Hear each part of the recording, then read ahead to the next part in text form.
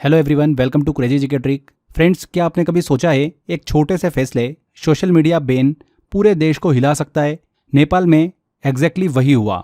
सितंबर 2025 की यह क्राइसिस अब साउथ एशिया का सबसे बड़ा पॉलिटिकल टर्निंग पॉइंट बन चुकी है।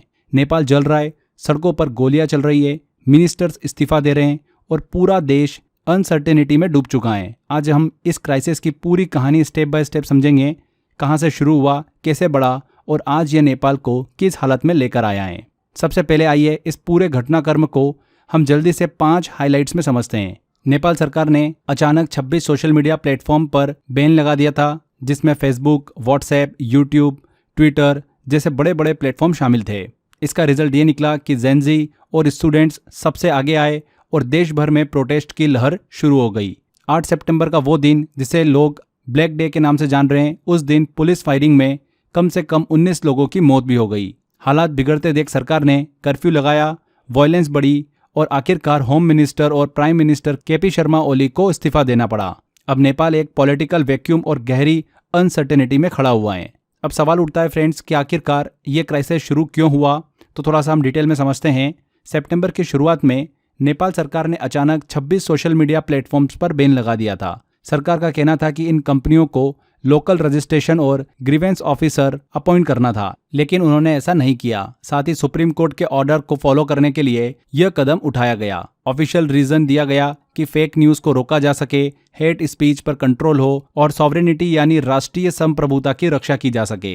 लेकिन जनता ने इस स्टेप को सेंसरशिप के तौर पर देखा। यूथ और स्टूडेंट ने इसे अपनी आवाज दबाने की कोशिश माना और यही से गुस्से की चिंगारी भड़क उठी।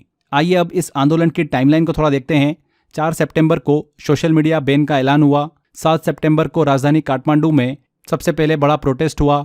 अपोजिशन पार्टीज ने भी सरकार पर हमला बोल दिया और फिर आया 8 सितंबर का दिन, जिसे लोग ब्लैक डे कर रहे हैं। 8 सितंबर की सुबह 9 बजे हजारों लोग मोतीगर मंडला में इकट्ठा हुए। यह काठमांडू का एक आइकॉनिक जंक्शन है। स्टूडेंट और यूथ बैन के खिलाफ नारे लगा रहे थे, पोस्टर्स और प्ले कार्ड लेकर मार्च कर रहे थे। फिर भीड़ पार्लियामेंट के परिसर की ओर बढ़ी। न्यू बशनवर इलाके में सबसे ज्यादा टकराव हुआ। पुलिस ने पहले टीयर गैस छोड़ा, फिर वाटर कैनन चलाए, इसके बाद रबर बुलेट्स दाग दिए। लेकिन हालात इतने बिगड़ गए कि दोपहर 12:30 बजे से शाम 10 बजे तक कर्फ्यू लगा दिया गया।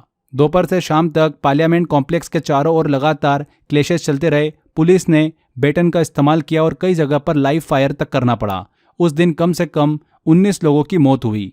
काठमांडू के National Trauma Centre, civil hospital और एवरेस्ट हॉस्पिटल में गन शॉट इंजरीज के केस लगातार आते रहे। शाम होते होते अस्पतालों में माहौल बिल्कुल युद्ध जैसा हो गया था। इसके बाद नेक्स्ट डे 9 सितंबर को हालात और भी गंभीर हो गए। कर्फ्यू के बावजूद प्रोटेस्ट जारी रहे। गुस्साई भीड़ ने पार्लियामेंट गेट और सिंह दरबार ऑफिस कॉम्प्लेक्स को आग लगा दी। कई मंत्रियों के घरों पर भी हमले हुए। दबाव इतना बढ़ गया कि सरकार ने सोशल मीडिया बैन वापस लेने का ऐलान कर दिया। लेकिन देखें तो यह राहत भी काफी देर से आई, क्योंकि जनता अब सिर्फ बैन रोलबैक नहीं बल्कि राजनीतिक बदलाव चाहती थी।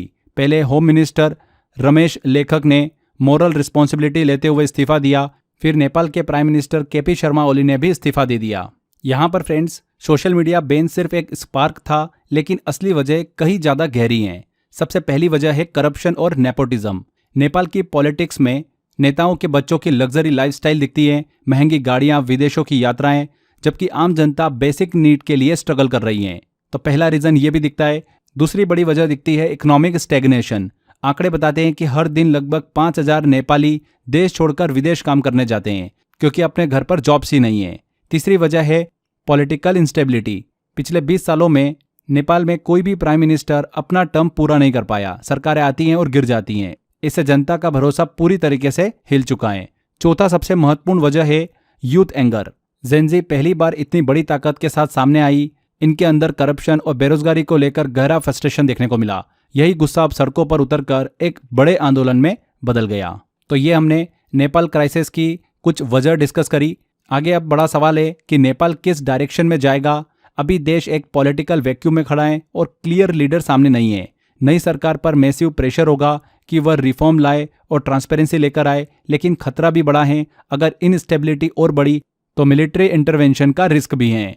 दूसरी ओर इकोनॉमी पहले से ही फ्रेजाइल है। अगर हालात न सुधरे तो माइग्रेशन और बढ़ेगी, नेपाली विदेश जाने को मजबूर होंगे। और सबसे अहम बात, रीजनल जियोपॉलिटिक्स इंडिया और चाइना दोनों इस क्राइसिस को अपने इन्फ्लुएंस बढ़ाने के अवसर की तरह देख रहे हैं, यानी नेपाल का फ्यूचर सिर्फ उसके हाथों में नहीं रहेगा बल्कि पड़ोसी देशों की पॉलिटिक्स से भी गहराई से जुड़ जाएगा। तो दोस्तों, नेपाल क्राइसिस सिर्फ एक देश का इशू नहीं है, ये हमें दिखाता है कि साउथ एशिया के यूथ की आवाज़ कितनी पावरफुल हो सकती है। अब बड़ा सवाल यह है कि क्या नेपाल में अब यूथ लीड डेमोक्रेसी मजबूत होगी या फिर इनस्टेबिलिटी और बढ़ेगी?